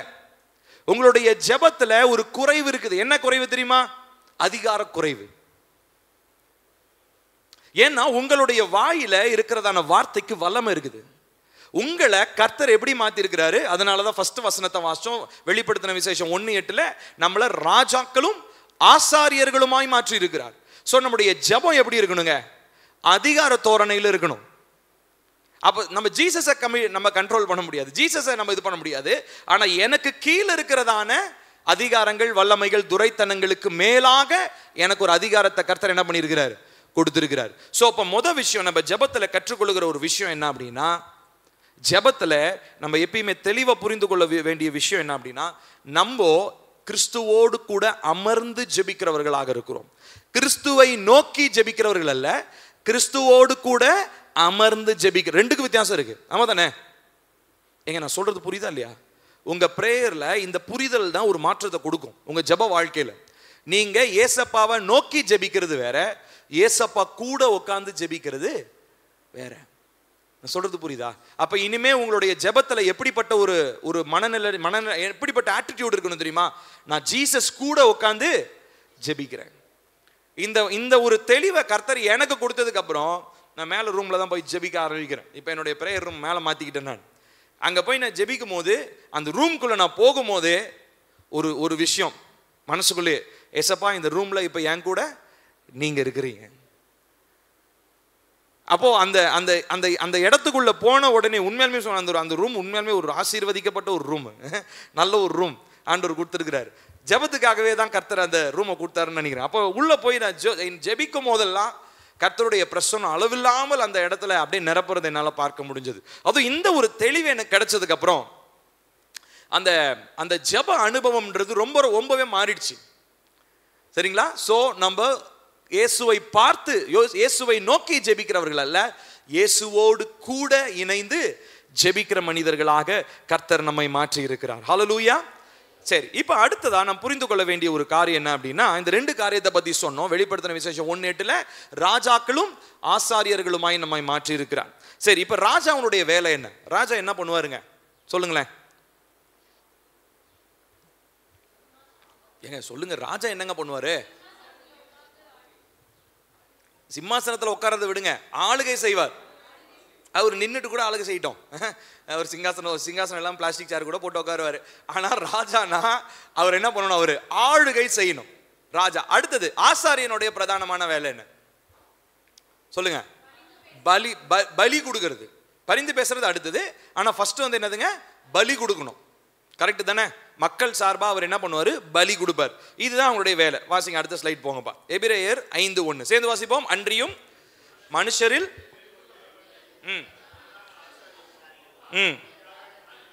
பலிகளையும் செலுத்தும்படி மனுஷருக்காக பற்றி நியமிக்கப்படுகிறான். சரி, போதும். இங்க அதாவது லேவி கோத்திரத்தில் பிறந்த ஆசாரியர்களை பத்தி சொல்றாரு. இவங்கெல்லாம் என்ன பண்றாங்களாம், பாவங்களுக்காக, யாருடைய பாவம், இஸ்ரவேல் மக்களுடைய பாவங்களுக்காக காணிக்கைகளையும் பலிகளையும் செலுத்துகிற மனுஷர்களாக தேவ காரியங்களை பற்றி நியமிக்கப்படுகிற மனிதர்களாக இருக்கிறாங்க. ஸோ ஆசாரியன் என்ன பண்ணுவான், பலி செலுத்துவான். இன்ஃபேக்ட் வந்து பார்த்தீங்கன்னா நம்ம பைபிளில் ஆசாரியன் மாத்திரம் தான் பலி செலுத்த முடியும். ஆமா தானே? நான் சொல்றது புரியுதா? பைபிளில் ஆசாரியன் மாத்திரம் தான் பலி செலுத்த முடியும், வேற யாருமே பலி செலுத்த முடியாது. நம்ம பைபிளில் 2 பேர் இருக்காங்க. அந்த 2 பேர் இந்த விஷயத்தை மீறினவங்க. யாருன்னு சொல்லி சொன்னா, சவுல்ன்ற ஒரு ராஜா, அடுத்தது உசியான்ற ஒரு ராஜா. அந்த வசனத்தை நான் சொல்றேன், மார்க் பண்ணிக்கோங்க. 1 சாமுவேல் 13:9 சவுல் என்ன பண்றாருன்னா, ஆசாரியர்கள் செலுத்த வேண்டிய பலியை சவுல் செலுத்துறாரு. அதனால தேவன் சவுலை ரொம்ப பயங்கரமா கடிஞ்சு கொள்றாரு. சரியா? அடுத்தது 2 நாளாகமம் 26:16 அங்க உசியான் ஒரு ராஜா இருக்கிறாரு. அவர் என்ன பண்றாருன்னா, அவர் பலி செலுத்த தகுதி கிடையாது. ஏன்னா அவங்க லேவி கோத்திரத்துல பிறக்காதவங்க. இப்ப இந்த இடத்துல சவுலுடைய காரியத்துல கூட சாமுவேல் எந்த கோத்திரத்துல பிறந்தவர், லேவி கோத்திரத்துல பிறந்தவர். அவர் பலி செலுத்திருக்கலாம். ஆனா அவருக்காக வெயிட் பண்ணாம அவசரப்பட்டு சவுல் என்ன பண்ண, அப்படி பலி செலுத்தினாரு. ராஜாங்கத்தை விட்டு கர்த்தர் என்ன பண்ணிட்டாரு, சவுலை தூக்கிட்டார். இப்போ இந்த வேதத்திலேயே 2 பேர் தான் இந்த பலி செலுத்துறதுல தப்பு பண்ணவங்க. யாரு? சவுலும் உசியாவும். மற்ற எல்லாருமே யாரை தான் பலி செலுத்தி இருக்கிறாங்க? லேவியர்கள் தான். அதாவது ஆசாரியத்துவம் அந்த அழைப்புல இருந்த அந்த மனிதர்கள் தான் பலி செலுத்தினதை நம்ம பார்க்கிறோம். ஆனா நம்ம இந்த நாட்களிலே நம்ம பலி செலுத்தக்கூடாதா? அப்ப ஆசாரியர்கள்னா யாரு? அப்போ நம்ம உதடுகளின் கனியாகிய ஸ்தோத்திர பலிகளை செலுத்துறது இப்போ வேற. ஆனா ஓல்டு டெஸ்டமெண்ட்ல, பழைய ஏற்பாட்டுல ஆசாரியன் மட்டும் தான் என்ன பண்ணும், பலி செலுத்தணும். இப்ப தேவன் நம்மள என்னவா மாத்திட்டானா சொல்லுங்களேன், ஆசாரியனா மாத்திட்டாரு. சரி, இயேசு கிறிஸ்து பிரதான ஆசாரியனா தன்னையே தன்னுடைய சரீரத்தையும் ஒப்பு கொடுத்துட்டாருன்னா நம்ம என்ன பலி செலுத்தணும்? இப்போ ஜீவ பலி ரொம்ப முக்கியம். அடுத்தது ஸ்தோத்திர பலி, அப்புறம் துதி பலி, அப்புறம் ஆராதனை பலி. இப்படி நிறைய பலிகள் இருக்கு. அதை பத்தி நான் உங்களுக்கு பேச போறேன். பலிகள் எத்தனை விதம் இருக்குது, அதை நம்ம எல்லாரும் எப்படி செய்யணுன்றதையும் வர வாரங்களில் நான் உங்களோட கூட பேச போறேன். இப்போ இதுக்கு முன்னாடி வேற இருந்தது, குற்ற நிவாரண பலி, அப்புறம் வந்து சமாதான பலி, அப்புறம் தகன பலி, இப்படி நிறைய பலி இருந்துச்சு. இதெல்லாம் யார் மாத்திரம் தான் செய்ய முடியும்? ஆசாரியன் தான் செய்ய முடியும். ஆனா உங்களை என்னையும் இப்ப ஆசாரியனா அவர் மாத்திட்டதுனால இப்போ ரத்தம் சம்பந்தமான எந்த பலியும் நம்ம செலுத்த வேண்டியதில்லை. ஏன்னா ரத்தம் சம்பந்தமானது அவரே என்ன ஆயிட்டாரு, ரத்த சம்பந்தமான ஒரே தரம் பலியாகி அவர் பிரதான ஆசாரியரா அவர் மாறிட்டாரு. ஆனா ரத்தம் இல்லாத வேற பலிகள்லாம் இருக்குது. அந்த பலிகளை நம்ம என்ன பண்ணணும், நம்ம தொடர்ந்து செய்யணும். ஏன்னா நம்மளை கர்த்தர் எப்படி மாத்தி இருக்கிறாரு, ஆசாரியனா மாற்றி இருக்கிறார். ஸோ ஜெபிக்கும் போது நல்லா கவனிக்கணும். உங்க ஜெபத்துக்கு பதில் வராத காரணம், ஒரு முக்கியமான காரணம் என்னன்னா, நீங்க ஆசாரியர்களாக இருக்கிறீங்கன்ற ஒரு எண்ணம் இல்லாததுனாலே. திரும்ப சொல்றேன், நல்லா கவனிங்க. உங்க ஜெபத்திற்கு ஏன் திரும்ப பதில் வரல? ஏன்னா கர்த்தர் உங்களை எப்படி மாற்றி இருக்கிறாரு, ஆசாரியனாக மாற்றி இருக்கிறார். அந்த எண்ணம் உங்களிடத்துல இல்லைன்னா you will never get your prayers answered. உங்கள் ஜெபத்திற்கு பதில் வர முடியாது. நம்ம வந்து புலம்பிக்கிட்டு இருப்போம், ஜோம் பண்ணிக்கிட்டே இருக்கிறோம். 4 வருஷம் ஜோம் பண்ணேன், 40 வருஷம் ஜோம் பண்ணேன், பதிலே வரலன்னு சொன்னாலும் ஒண்ணுமே வராது. ஏன்? என்னுடைய மனநிலை மாறல, என்னுடைய மனநிலை இன்னும் மாறல. என்னுடைய மனநிலை இன்னும் எப்படிதான் இருக்குது, நான் ஏதோ பிச்சைக்கார மாதிரி இன்னும் ஏங்கிக்கிட்டு இருக்கிற ஒரு மனுஷனை போலதான் ஜெபிக்கிறேன். என்னுடைய ஜெபத்துல முதலாவது ஒரு புரிந்து கொள்ளுதல் வேணும். என்ன? நான் யாரு? ஆசாரியனாக மாற்றப்பட்டிருக்கிறேன். இயேசுவை நோக்கி ஜெபிக்கிறவன் அல்ல, இயேசுவோடு கூட இணைந்து ஜெபிக்கிற மனிதனாக நான் இருக்கிறேன் என்பதை நாம் புரிந்து கொள்ள வேண்டும். அடுத்ததாக மேன்மையான ஒரு ஆசாரியத்துவத்தை கர்த்தர் நமக்கு கட்டளையிட்டு இருக்கிறார். அடுத்த ஸ்லைடுக்கு போங்கப்பா. இல்ல, அதுக்கு அடுத்த ஸ்லைடு எபிரேயர் 8வது அதிகாரம் 4வது வசனம் வாசிப்போம். பூமியிலே அவர் இருப்பாரானால் ஆசாரியராய் இருக்க மாட்டார். ஜீசஸை பத்தி சொல்றாங்க. ஏனெனில் நியாயப்பிரமாணத்தின்படி காணிக்கைகளை செலுத்துகிற ஆசாரியர்கள் இருக்கிறார்களே. சோ அப்ப லேவி கோத்திரத்துல பிறந்தவங்க இருக்கிறாங்க. அப்போ பூமியில் அவர் ஒருவேளை இருந்திருந்தாருன்னா இங்க உட்காந்து பலி செலுத்திக்கிட்டு இருந்திருக்க மாட்டார். ஏன்னா அவர் லேவி கோத்திரத்திலையும் பிறக்கல. அவர் எந்த கோத்திரத்துல பிறந்தார்? இயேசு யூதா கோத்திரத்துல பிறந்தார். சோ அவருக்கு இன்ஃபேக்ட் பலி செலுத்துறதுக்கு அவர் தகுதி இல்லை. ஆனா குற்றமற்ற சரீரமாக, குற்றமற்ற பலியாக தன்னையே ஒப்பு கொடுத்ததுனால இப்ப அவர் என்ன ஆயிட்டாருங்களா? பிரதான ஆசாரியராக அவர் மாற்றப்பட்டாரு அப்படின்னு சொல்லி நம்ம வாசிக்கிறோம். அடுத்த ஸ்லைடுக்கு போங்கப்பா. இல்ல, இதுக்கு முந்தின ஸ்லைடு போங்க. எபிரேயர் 6:19 போனோம் இல்லைங்களா? முந்தின ஸ்லைடு இங்க ஓகே. இல்ல இங்க இருந்து வாசிக்கலாம். இந்த மெல்கிசேதேக்கு சாலேமின் ராஜாவும் உன்னதமான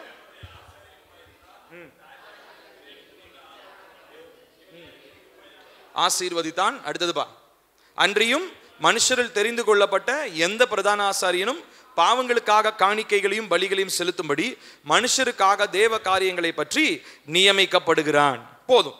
இப்போ நம்ம நல்லா கவனிக்கிறோம். இப்போ ஜீசஸை யாரோட கம்பேர் பண்ணாங்க அப்படின்னா, யாரோட கம்பேர் பண்ணாங்க? மெல்கிசேதேக்குன்னு ஒருத்தரோட கம்பேர் பண்ணாங்க. கவனிங்க, நான் முடிக்க போறேன், இன்னும் 10 மினிட்ஸ். எல்லாரும் கவனிங்க. மெல்கிசேதேக்கோட ஜீசஸை கம்பேர் பண்றாங்க. மெல்கிசேதேக்கு யாரு அப்படின்னா, எடுத்து வாசிக்க வேண்டாம், ஒரு சம்பவம். ஆதியாகமம் 14வது அதிகாரம் 18வது வசனத்துல ஆபிரகாம் என்ன பண்றாருன்னா, அவருடைய சொந்தக்காரன் லோத்து அவர் தனியாக பிரிச்சுக்கிட்டு போறாரு.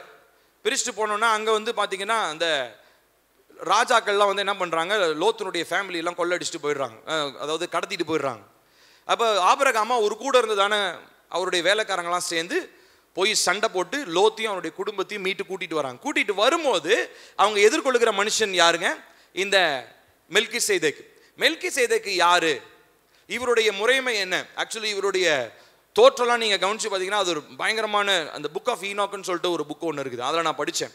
அதனுடைய சம்பவத்தை நான் இன்னொரு நாள் சொல்கிறேன். வேறு லெவலில் இருக்குது. அதெல்லாம் படித்தேன், எனக்கு அப்படியே புல்லரிச்சு போச்சு. எனக்கு பயங்கரமாக இருந்தது. புக் ஆஃப் ஈனாக்னு சொல்லிட்டு ஒரு புத்தகத்தில் நான் வாசித்தேன். மெல்கிசேதேக்கினுடைய அவருடைய பிறப்பை பற்றி போட்டிருந்தாங்க. சரி, இப்போ கவனிக்கணும். இப்போ நல்லா கவனிச்சு பார்த்தீங்கன்னா, இப்போ இந்த மெல்கிசேதேக்கு பார்த்தா திடீர்னு எங்கேருந்தோ வராரு. ஆபிரகாமை பற்றி கூட நமக்கு தெரியும், ஒரு டைம் லைன் இருக்குது. ஆபிரகாமுடைய அப்பா தேராகு, இவங்க இன்னாருடைய அப்பா இன்னருடைய. அவன் இந்த மெல்கிசேதேக்கு அம்மா அப்பா யாருமே இல்லை, அம்மா அப்பா பற்றி மென்ஷனே கிடையாது. ஆனால் மெல்கிசேதேக்கு ஜீசஸோட ஒப்பிடுறாங்கன்னா, அப்போ மெல்கிசேதேக்கு அப்போ கண்டிப்பாக வாழ்ந்த மனுஷன்ல எப்படிப்பட்ட ஆளாக இருந்திருக்கணும்? ஒரு பெரிய ஆளா, ஒரு பயங்கர வல்லமை நிறைந்த ஒரு மனுஷனா கண்டிப்பாக அவர் இருந்திருக்கணும். இப்போ என்ன நடக்குதுன்னு கவனிச்சு பார்த்தீங்கன்னா, இந்த ஆதியாகமம் 14:18 நான் போடல அந்த வசனத்தை. அங்க பாத்தீங்கன்னா ஆபிரகாம் வராரு. என்ன பண்ணிட்டு லோத்தையும் குடும்பத்தையும் காப்பாத்திக்கிட்டு வராரு. நல்லா கவனிங்க. இப்ப மெல்கிசேதேக்கு யாரை பார்க்க போறாரு? ஆபிரகாமை பார்க்க போறாரு. ஆபிரகாமை பார்க்க போகும்போது 2 காரியங்களை கொண்டு வராரு. என்ன தெரியுங்களா கொண்டு வராரு? அப்பமும் திராட்சரசமும் கொண்டு வராரு. கவனிக்கணும், என்ன கொண்டு வராரு? அப்பமும். அது ஏங்க ஸ்பெசிபிக்கா அப்பமும் திராட்சரசமும் கொண்டு வரணும் இல்லைங்களா? அப்பமும் திராட்சரசமும் அவர் கொண்டு வருகிறத நம்ம பார்க்கிறோம். இப்போ இதே மாதிரி தான் ஆண்டவராகிய இயேசு கிறிஸ்துவோ அவருடைய கடைசி பந்தியில எந்த 2 காரியத்தை சீஷர்களுக்கு கொடுத்தாரு?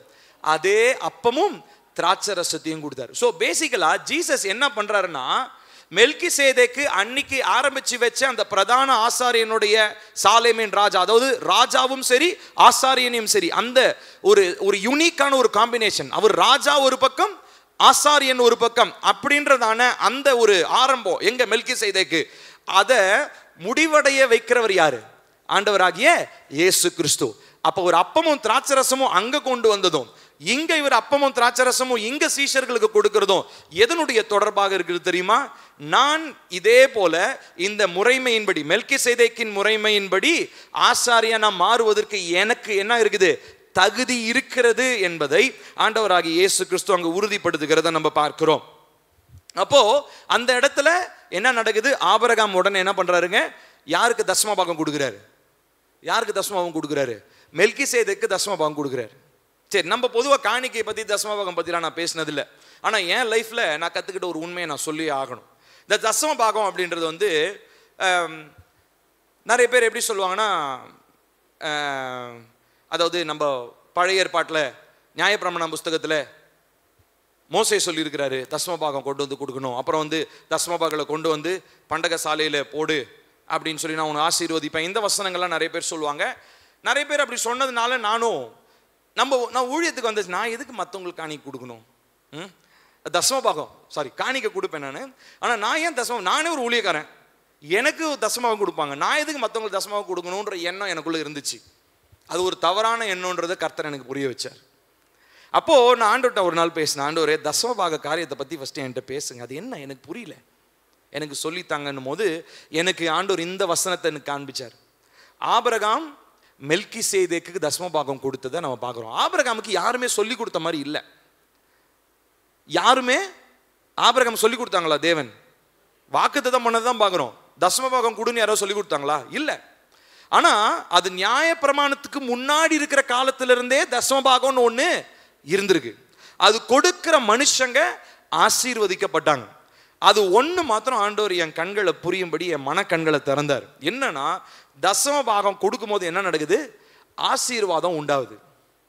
இது வந்து ஒரு யூனிக்கான, இது வந்து நியாயப்பிரமாணத்துல இருந்து வர்றது இல்லை, இது அதுக்கு முன்னாடியே ஆபிரகாம் செய்து நமக்கு ஒரு மாதிரியா காண்பிச்சிட்டார். என்ன அர்த்தம்? தசமபாகம் கொடுக்கும் போது நமக்கு அது ஆசீர்வாதம். அது யாருக்கு நம்ம கொடுக்கிறோம்? ராஜாவும் ஆசாரியருமா இருக்கிற மெல்கிசேதேக்கின் முறைமையின்படி பிரதான ஆசாரியராய் மாறினதான ஆண்டவராகிய இயேசு கிறிஸ்துவுக்கு நம்ம என்ன பண்றோம்? தசமபாகம் நம்ம கொடுக்கிறோம். நான் சொல்றது புரியுதுங்களா? அவர் எனக்கு என்ன கொடுத்தாரு? அவருடைய சரீரத்தையும் ரத்தத்தையும் கொடுத்தாரு, அப்பத்தையும் திராட்சை ரசம், சரீரத்தையும் ரத்தத்தையும் எனக்கு கொடுத்தாரு. ஆனா பதிலுக்கு நான் அவருக்கு என்ன கொடுக்குறேன்? என் கையில இருந்து தசமபாகத்தை நான் கொடுக்குறேன். தசமபாகம்னா அது வெறும் பணம் மாத்திரம் இல்லை, அது உங்களுடைய நீங்கள் உங்கள் விளைச்சலாக இருக்கலாம், உங்களுடைய உழைப்பாக இருக்கலாம். 10ல் 1 பங்கு, அவ்வளோதான். ஒரு சிம்பிளான ஒரு கால்குலேஷன். 10,000 ரூபாயில் 1000 ரூபா, 1000 ரூபாயில் 100 ரூபா. ஸோ இதை கர்த்தருக்கு நான் ஏன்னா ஃபர்ஸ்ட் அவர் தான் எனக்கு கொடுத்தாரு. நல்லா கவனிக்கணும். நான் தசமபாகம் கொடுத்ததுனால அதுக்கு பதிலாக ஒரு அப்பத்தையும் திராட்சை ரசத்தையும் எனக்கு தரல. அவர் தான் ஃபர்ஸ்ட் எனக்கு அப்பத்தையும் திராட்சை ரசத்தையும் கொடுத்தாரு. அவர் தான் சரீரத்தையும் ரத்தத்தையும் எனக்கு கொடுத்தாரு. அதனால நான் என்ன பண்றேன்? தசமபாகத்தை நான் கொடுக்குறேன். நீங்க எவ்வளவு கொடுக்குறீங்கன்றது மேட்டர் இல்லை. நீங்க என்ன இருதயத்தில் நீங்க 100 ரூபா சம்பாதிச்சாலும் அது 10 ரூபா தேவனுக்காக நீங்க கொடுக்குறீங்க இல்லைங்களா? ஏன்? அவருடைய சரீரத்தையும் ரத்தத்தையும் எனக்கு கொடுத்தாரு. அதற்கு பதிலாக நான் தசமபாகம். அப்போ பிரேயர் அப்படின்றது தசமபாகம் கொடுக்கறதும் ஜெபத்திலே ஒரு பங்கு. நான் சொல்றது புரியுதுங்களா உங்களுக்கு? ஸோ இது நம்ம காணிக்கை இது வரைக்கும் நம்ம சர்ச்சில் பேசினதே கிடையாது. இதுவும் காணிக்கை பற்றி நான் பேசுகிற பிரசங்கமும் கிடையாது. ஆனால் ஜெபத்தில் ஒரு ஆசீர்வாதம் அப்படின்னு வரும்பொழுது அது எதனுடைய அடிப்படையாக இருக்குதுங்க? தசமபாகம். அதாவது நம்ம ராஜாவும் ஆசாரியருமா இருக்கிற மெல்கிசேதேக்கின் முறைமையின்படி ஆசாரியரான இயேசுவுக்கு நம்ம கொடுக்கிற ஒரு காரியம். நீங்க 10 ரூபாயில 1 ரூபா கொடுத்தாலும் அதே அன்பு தான். 1 லட்சம் ரூபாயில 10,000 ரூபா கொடுத்தாலும் அதே அன்பு தான். 1 கோடி ரூபாயில நீங்க 1 லட்சம் கொடுத்தாலும் அதே அன்பு தான். ஸோ நீங்க அதிகமான காசு கொடுக்கறனால தேவன் வந்து அதிகமாக உங்க மேல என்ன பண்ண போறது இல்லை, அன்பு செலுத்த போறது கிடையாது. அதிகமான தசமபாகம் கொடுக்கறதுனால அதிக அன்பு வர போறது கிடையாது. அவருக்கு தேவையெல்லாம் என்னன்னா என்ன இருதயத்தோட தசமபாகத்துக்கு. ஏன்னா அவரு முழுசுமா தன்னுடைய சரீரத்தையும் ரத்தத்தையும் எனக்கு கொடுத்துட்டாரு. என்னுடைய கையில் இருக்கிற தசமபாகத்தை நான் அவருக்கு கொடுக்குறேன். அடுத்து போடுங்க, அடுத்த ஸ்லைடில் சங்கீதம் 110:4 போங்க, அடுத்த ஸ்லைட் போங்க. சேர்ந்து வாசிப்போம். நீர் மெல்கிசேதேக்கின்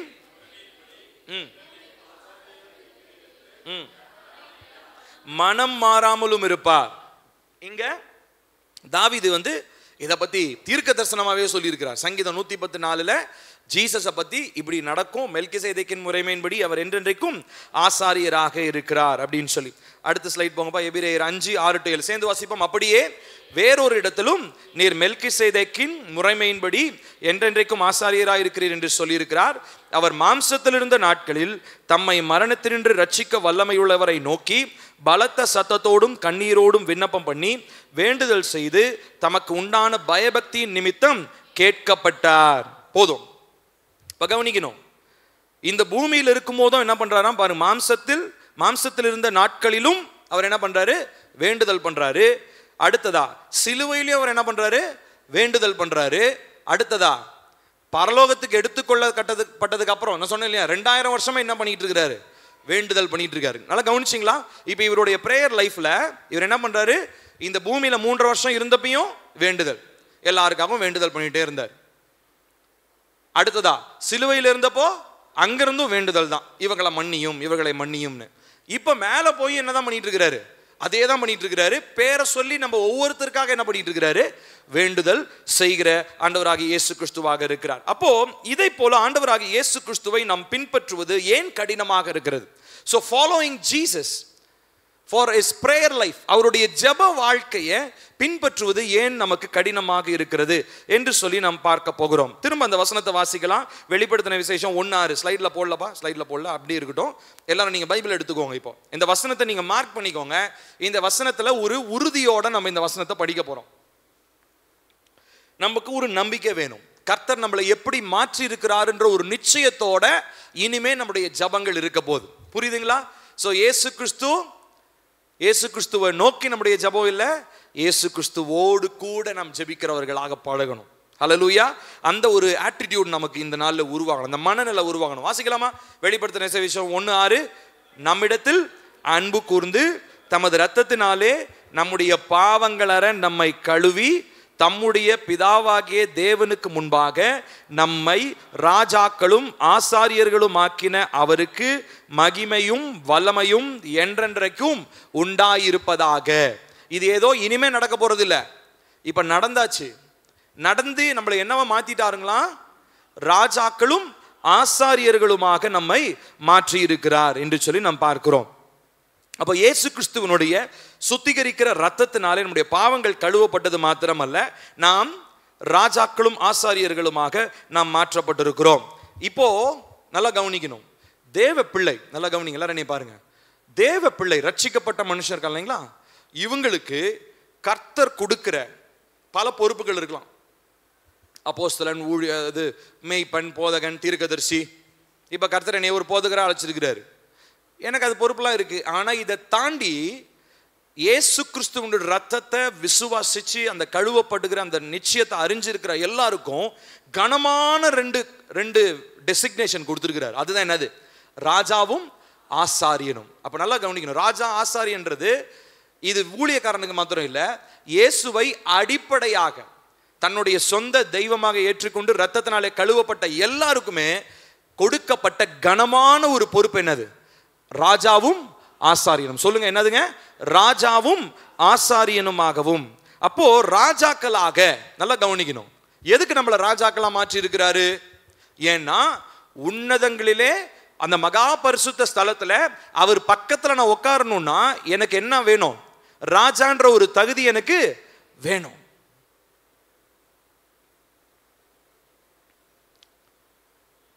அன்னைக்கு ஒரு நாள் முடி வெட்டுற கடைக்கு போயிருந்தேன். முடி வெட்டுற கடையில் பயங்கரமாக பாட்டு போட்டுட்டு இருப்பாங்க. அங்கே வந்து பார்த்தீங்கன்னா ஒரு பாட்டு ஓடிட்டு இருந்துச்சு, நான் யாரு அப்படின்னு ஒரு பாட்டு ஓடிட்டு இருந்துச்சு. என்னடா ரொம்ப நேரமாக நான் யாரு, நான் என்னடா நான் யாருன்னு இவனுக்கே தெரியல போல, ரொம்ப நேரம் பாடிக்கிட்டு இருக்கான் நான் யாருன்னு. அப்புறம் கடைசியாக ஒரே இல்லைன்னா ராஜா அப்படின்னு பாடுறாங்க. அவன் சினிமா பாட்டு ஏதோ ஒரு பாடிட்டு இருக்கிறானு. நான் யோசித்தேன், என்னடா இவனுங்கெல்லாம் இப்படி ஆரம்பிச்சிட்டானு, என்ன ராஜாவை பற்றி சொல்கிறான் அப்படின்னு யோசித்தேன். நமக்கு ராஜானா இயேசு ராஜா இந்த மாதிரி தான் நமக்கு தெரியும். இவர் ராஜாவா, ஒருவேளை பழங்காலத்து படமா, இல்லை பழங்காலத்து மியூசிக் மாதிரி இது தெரியல. நானும் பல யோசனை. அப்போ பாருங்களேன், இன்னைக்கு உலக மனுஷனுக்கு என்ன யோசனைனா, அவன் வந்து ஒரு பதவியினுடைய உச்சத்துக்கு வந்த பிறகோ, இல்லை ஒரு போதை ஏறினதுக்கு அப்புறமோ, இல்லை பணம் வந்ததுக்கு அப்புறமா அவனுக்குள்ள என்ன இருக்கும்? I am king, I am my own pass. என்னுடைய பாஸ் நான் தான் என்னுடைய எல்லாத்துக்கும் நான் தான் அதிகாரி, எல்லாத்துக்கும் நான் தான் பொறுப்பு, என்ன மீறி எதுவுமே நடக்க போறது இல்லை அப்படின்ற எண்ணம் உடைய மனுஷங்களுக்கு மத்தியில ராஜரீகம்ன்றது இப்படி கிடையாதுப்பா. ஜீசஸ்ன்ற ஒருத்தர் இந்த பூமிக்கு வந்து ரத்தம் சிந்தி தன்னுடைய ராஜரீகத்தை எனக்கு கொடுத்துட்டு போயிருக்கிறாருன்னு சொல்லி இந்த வசனம் நமக்கு ரொம்ப தெளிவா நமக்கு கற்றுக் கொடுக்குது. ஸோ இந்த உலகத்துல ராஜான்னு சொல்லிட்டு திரியறவங்க கிடையாது. நான் ராஜா, நான் பெரிய ஆளு, நான் பெரிய பாஸ் இப்படின்னு சொல்றது கிடையாது. உண்மையாலுமே ராஜாவா மாற்றப்பட்டவங்க யார் தெரியுமா? இயேசு கிறிஸ்துவின் ரத்தத்தினாலே மீட்கப்பட்டு ராஜாக்களும் ஆசாரியர்களுமா மாற்றப்பட்டவங்க தான் ஆக்சுவல் கிங்ஸ். ஹல்லேலூயா! அப்ப தேவன் உங்களையும் என்னை எப்படி மாத்தி இருக்கிறாரு? ராஜாவா. அப்போ ராஜாவா எதுக்கு மாத்திர? ராஜாவுடைய வேலை என்ன சொன்னீங்க? இப்போ ஆளுகை செய்யணும். அப்போ இப்போ பிரேயர்ல நல்லா கவனிக்கணும், ஜெபத்துல நமக்கு எப்பயுமே என்ன தோரணை இருக்கணும் தெரியுமா? நான் ஆளுகை செய்கிற ஒரு மனுஷன். ஏன்னா கர்த்தர் என்னை எப்படி மாத்திருக்கிறாரு? ராஜாவாக மாத்திருக்கிறாரு. ஹல்லேலூயா. இந்த தோரணை, இந்த மனநிலை இருந்தா மட்டும்தான் உங்க ஜெபத்துக்கு பதில் வரும். இல்லைன்னா வேற யாரோ ஒருத்தர் உங்களுக்காக ஜெபம் பண்ணிக்கிட்டு இருப்பாரு ஒழிய உங்க ஜெபத்துக்கு ஒரு நாளும் பதில் வரவே வராது. அப்போ உங்க ஜெபத்துக்கு பதில் வரணும்னா முதல்ல உங்க மனநிலை, உங்க ஆட்டிடியூட் மாறணும். என்ன ஆட்டிடியூட்? கர்த்தர் என்ன உன்னதங்களிலே அவரோடு கூட உட்கார வச்சு, சும்மா உட்கார வைக்கல, என்ன ராஜாவா உட்கார வச்சிருக்கார். என்னத்துக்காக? அவர் கீழே இருக்கிறதான இந்த வானமண்டல வல்லமைகளை, துரைத்தனங்களை, அதிகாரத்தை, ஆகாயத்து பிரபுவை ஆளுகை செய்யற மாதிரி நானும் என்ன பண்ண போறேன்? ஆளுகை செய்ய போகிறேன். கர்த்தர் இந்த மாதத்துல நமக்கு கொடுத்த வாக்குத்தத்தம் இல்லைங்களா? என்ன நம்ம வாசிக்கிறோம்? வாசிங்க சங்கீதம் 37வது அதிகாரம். கேட்டீங்களா இல்லையா அந்த செய்தியை? கேட்கலன்னா தயவு செஞ்சு கேளுங்க. 1ஆம் தேதி காலையில அந்த 5 மணிக்கு இருந்த ஆராதனை நம்ம பேசியிருப்போம். நம்ம வாட்ஸ்அப்ல அந்த லிங்க் இருக்கும், தயவு செஞ்சு கேளுங்க. வசனத்தை வாசிக்கலாமா? 9:10, 37, 9:10.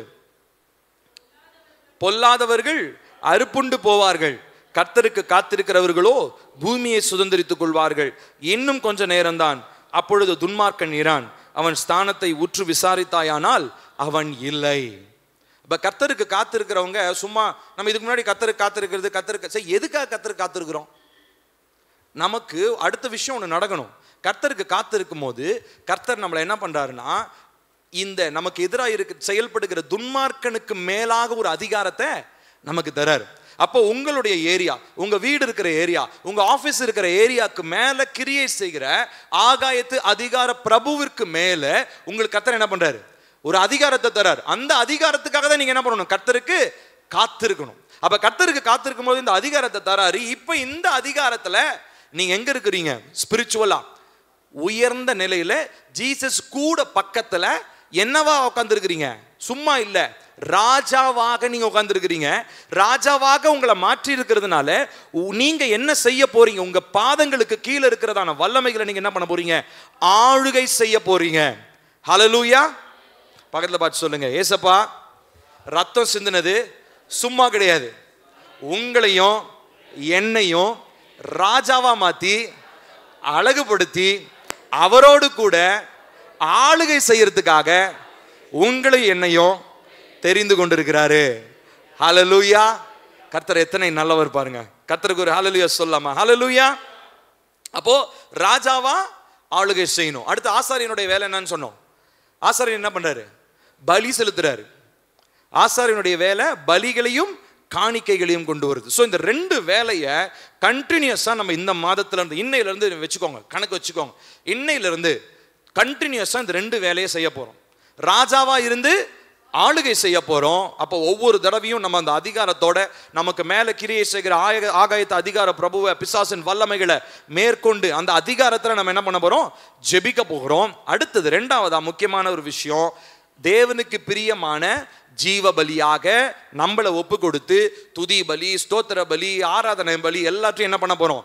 ஆசாரியனாகவும் நம்ம என்ன பண்ண போறோம்? செலுத்த போறோம். ஏன்னா நம்மள ரெண்டு விதமான அழைப்பினால் அழைச்சிருக்கிறார். என்ன அழைச்சிருக்கிறாரு? ராஜாவாகவும் இருக்கிறோம், ஆசாரியனாகவும் இருக்கிறோம். ராஜாவா நம்ம ஆவி மண்டலத்தின் காரியங்களை ஆளுகை செய்யணும். ஆசாரியனா தேவனுக்கு உகந்த பலிகளை நம்ம என்ன பண்ணிட்டு இருக்கணும்? நம்ம செலுத்தி கொண்டே இருக்க வேண்டும். ஹல்லேலூயா. அப்போ இவ்விதமாய் நாம் கர்த்தருடைய சமூகத்தில் நாம் வருகிறோம். இதுல ஏதாவது எய்தரார் ஒன்று ஆப்ஷன்லாம் கிடையாது. நான் ராஜாவை மாத்திரம், ஏன்னா அதுதான் எனக்கு பிடிக்கும். ஆசாரியனா பலி செலுத்துறதுலாம் கொஞ்சம் கஷ்டமா இருக்குது. ஏன்னா ஆளுகை செய்யறது ஈஸி. அதெல்லாம் நல்லா வாயை பொழந்துக்கிட்டு அப்படின்னு வருவோம். பலி செலுத்துறேன்னா ஐயோ கஷ்டமா இருக்கு. ஜீவ பலியா? அது எப்படி கொடுக்கறது? ஜீவ பலினா உயிரோடு இருக்கும் போதே பலிபீடத்துல போய் படுத்துக்கிறது. அது எப்படி கொடுக்கறது? ரொம்ப வலிக்குமே, குத்துவாரு. அப்படிதான் இனி ராஜாவும், ராஜா மாத்திரம் கிடைக்காது, ராஜரீக போஸ்ட் மட்டும் ஆண்டவர் தூக்கி கொடுத்துட மாட்டார். ராஜாவாகவும் நம்மளை மாற்றுறாரு, ஆசாரியராகவும் நம்மளை மாற்றுகிற தேவனாக இருக்கிறார். ஹல்லேலூயா. அப்போ இந்த பூமியில நம்ம இருக்கும்போது இவ்விதமான இந்த பலிகளையும் அவர் எதிர்பார்க்கிற தேவனாக இருக்கிறார். அப்போ நம்ம ஜெபிக்கும் பொழுது இந்த ரெண்டு காரியம் நடக்குது. ஒன்று, we are qualified to rule. ஆளுகை செய்வதற்கு நமக்கு ஒரு அதிகாரம் இருக்கிறது. அதே நேரத்தில் நாம் பலியாகவும் நம்மை ஒப்பு கொடுத்து ஜெபிக்க வேண்டியது அவசியமாக இருக்கிறது.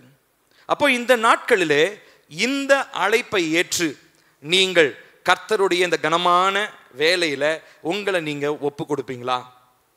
ஏன்னு சொல்லி சொன்னா 2 விஷயம் மறந்துடாதீங்க. நான் உங்களுக்கு ஏற்கனவே சொன்னேன், 2 திரைகளை சொன்னேன். மற்ற எல்லா மனுஷனும் நல்லா கவனிங்க, நான் முடிக்க போறேன். எல்லாரும் எந்திரிச்சு நிக்கலாமா? எந்திரிச்சு நிக்கலாம். நான் சொல்றது நல்லா கவனிங்க.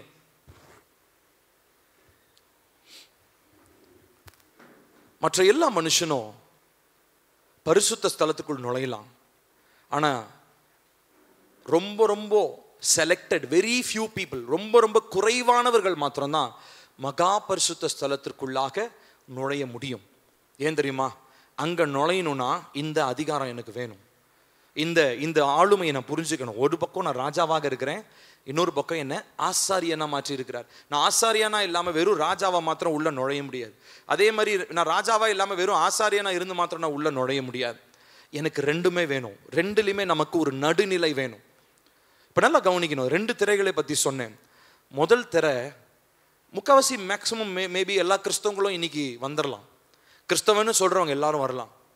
ஆனா 2வது திரைக்குள் பிரவேசிக்கிறது ரொம்ப ரொம்ப கஷ்டம். நடுநிலை இல்லைன்னா இந்த 2வது திரைக்குள்ள பிரவேசிக்க முடியாது. ஆனா உங்களுடைய ஜெப வாழ்க்கை எங்க தெரியுமா இருக்கணும்? பரிசுத்த ஸ்தலத்தில் இல்லை, மகா பரிசுத்த ஸ்தலத்தில் உங்களுடைய ஜெப வாழ்க்கை இருக்கணும். அப்ப பரிசுத்த ஸ்தலத்துல உங்களை தேடுறவங்க உங்களை பார்க்க முடியாது. எங்க பில்லியை காணோம்? பில்லி உள்ள இருக்கிறார். எங்க இருக்கிறார்? மகா பரிசுத்த ஸ்தலத்தில் இருக்கிறார். ஏன்னா அவருடைய ஜெப வாழ்க்கை அப்படி மாற்றப்பட்டு இருக்கிறது. அவர் ராஜாவாகவும் ஆசாரியராகவும் கர்த்தரோடு இயேசுவோடு கூட உட்கார்ந்து கொண்டிருக்கிறார். நல்லா கவனிக்கணும், இது 2க்குமே வித்தியாசம் இருக்குது. நீங்க முதல் திரையை தாண்டி பரிசுத்த ஸ்தலத்துல நிக்க போறீங்களா, இல்ல 2வது திரையும் தாண்டி மகா பரிசுத்த ஸ்தலத்துல அவரோடு கூட நீங்கள் உட்கார போறீங்களா? இதுதான் உங்களுடைய ஜெப வாழ்க்கையை நிர்ணயிக்க போகிறது. உங்க ஜெப வாழ்க்கை பிரயோஜனமானது, பதில் தரக்கூடியதாக, நான் ஜெபிக்கிற ஜெபங்களுக்கெல்லாம் பதில் உடனே வரணும்னு சொல்லி சொன்னா, இந்த புரிதல் நமக்கு இல்லைன்னு சொல்லி சொன்னா, வருகிற நாட்களிலே நம்முடைய ஜெபங்களினாலேயே நம்ம சோர்ந்து போயிடுவோம். ஜெபம் பண்ணி எனக்கு பதிலே வரலன்னு சொல்லி நாம் துவண்டு போகிற ஒரு மனிதர்களாக இருப்போம். ஆகையினால் இந்த நாட்களிலே ஆண்டவரே, முதல் திரையில் நான் 2வது திரையை தாண்டி மகா பரிசுத்த ஸ்தலத்துக்குள்ள நான் வரணும் என்று சொல்லி நாம் ஜெபிக்க போகிறோம். எல்லாரும் கண்களை மூடலாமா? கண்களை மூடி தேவனை நோக்கி நாம் பார்க்க போகிறோம். கர்த்தர் நல்லவர். இந்த நாளில் நம்மோடு கூட பேசி இருக்கிறார். இந்த நாளிலே நான் வருகிற நாட்களிலே ஒரு சில காரியங்களை நான் பேச போறேன். ஒவ்வொரு வாரமா நம்மளுடைய ஜெபங்களுக்கு பதில் வர வேண்டும் என்று சொன்னால் அடிப்படையாய் நாம் செய்ய வேண்டிய காரியங்கள் என்னன்னு சொல்லி பார்க்க போறோம். அப்புறம் வெவ்வேறு விதமான ஜெபங்களை பற்றி பார்க்க போகிறோம். அப்புறம் யுத்த ஜெபத்தை பற்றி பார்க்க போகிறோம். அப்புறம் தேவனுடைய சித்தத்தை அறிந்து எப்படி ஜெபிப்பது என்பதை பார்க்க போகிறோம். தைரியத்தோடு ஜெபிக்கிறத நம்ம பற்றி பார்க்க போகிறோம். ஜெபிக்கிற காரியங்களை எப்படி பெற்றுக்கொள்ள போகிறோம்ன்றதை குறித்து நம்ம பார்க்க போகிறோம். ஆகையினால தொடர்ந்து இன்னொரு அட்லீஸ்ட் ஒரு 6-7 வாரங்களுக்கு நம்ம இதை நம்ம பார்க்க போகிறோம். ஆகையினாலே நீங்க இந்த நாளில் ஆயத்தம் பண்ணிக்கொள்ளுங்க. உங்களுடைய லைஃப்ல, உங்களுடைய பிரேயர் லைஃப்ல ஒரு மாற்றம் வேண்டும் பிரியமானவர்களே. இந்த வெளிப்படுத்தின விசேஷம் 1:6 நீங்க மனப்பாடம் பண்ணிக்கோங்க, மனசுல வச்சுக்கோங்க. கர்த்தர் உங்களை எப்படி மாத்தி இருக்கிறார், கர்த்தர் உங்களுக்கு எப்படிப்பட்ட அதிகாரத்தை கொடுத்திருக்கிறார், கர்த்தர் அந்த அதிகாரத்தை கொடுத்ததுனால நீங்க எப்படி கர்த்தருடைய சமூகத்திற்குள்ள வர போறீங்க. நீங்க அந்த ஸ்தானத்திலேயே, அந்த இடத்துல நீங்க நிற்க போறீங்களா? இந்த முதல் திரைச்சிலை தாண்டி அந்த பரிசுத்த ஸ்தலத்திலே நிற்க போறீங்களா? இல்ல கிறிஸ்துவுடனே கூட இருப்பதற்கு அந்த மகா பரிசுத்த ஸ்தலத்திற்குள் நீங்க உள்ள பிரவேசிக்க போறீங்களா? அதற்கான அங்கீகாரம் நமக்கு கிடைச்சிருச்சு, நுழைவதற்கு அதிகாரம் இருக்குது. ஆனா நம்ம தான் நுழையல. காரணம், நிறைய பேர் இன்னும் இந்த ராஜாவா ஆசாரியராக நம்ம இன்னும் மாற்றப்படலை. என்னுடைய ஜெப வாழ்க்கை ஒரு ஆசாரியனை போல மாற்றப்படலை. என்னுடைய ஜெப வாழ்க்கை ஒரு ராஜாவாக இருக்கக்கூடிய ஒரு வாழ்க்கையாக மாற்றப்படலை. இயேசுவினுடைய முன்மாதிரியான ஜெப வாழ்க்கையை நாம் பின்பற்றலன்னு சொல்லி சொன்னா, என்னுடைய வாழ்க்கையில வர்ற நாட்களிலே நான் ஜெபத்திலே சோர்ந்து போகக்கூடிய மனுஷனா இருக்கிறேன். ஆக நான் அதே காரியத்தை தான் நான் உங்களுக்கும் நான் சொல்ல விரும்புகிறேன் பிரியமானவர்களே. உங்களுடைய வாழ்க்கையில ஜெபத்துல ஜீசஸை மாத்திரம், இயேசுவை மாத்திரம் முன்மாதிரியா வச்சுக்கோங்க. அவர்கிட்ட சொல்லுங்க, ஏசப்பா நான் உங்களை மாதிரி ஜெபிக்கணும், நீங்க பிதாவின் இடத்துல ஜெபிக்கிற மாதிரி நான் உங்களிடத்துல ஜெபிக்கணும், எனக்கு அதை உதவி செய்யுங்க. நீங்க ராஜாவும் ஆசாரியருமா மெல்கிசேதேக்கின் முறைமையின்படி மாற்றப்பட்ட மாதிரி என்னையும் வெளிப்படுத்தின விசேஷம் 1:6 என்னையும் நீங்க அப்படிதான் மாற்றி இருக்கிறீங்க. அந்த புரிதலுக்குள்ள நான் வந்து நானும் ராஜாவாகவும் ஆசாரியனாகவும் மாற்றப்பட்டிருக்கிறேன் என்கிற தைரியத்தோடு இனிமே ஜெபிக்க கூடியதான இருதயத்தை எனக்கு தாங்க. இதற்கு நமக்கு தேவை ஒழுக்கம். We need utmost discipline. நமக்கு ஒரு ஒழுக்கம் தேவை. ஜெப வாழ்க்கையில் ஒரு ஒழுக்கம் தேவை.